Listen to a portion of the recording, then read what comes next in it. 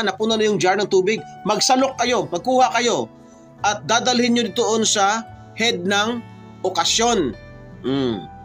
Utos ni Jesus yun. Kuha nyo?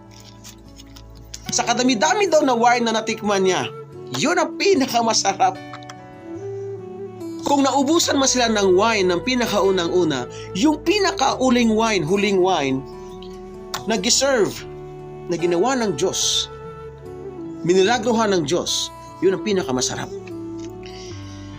Dito natin ma-realize na maaasahan si Lord kahit sa kahuli-hulihang oras ng ating pangangailangan. That time, very urgent. Naubusan na sila, parang ikaw, parang tayo. In the last minute, naubusan tayo ng budget. Naubusan tayo ng pera. Tama? Lalo na pag merong emergency situation, naubusan ka mabili ng gamot.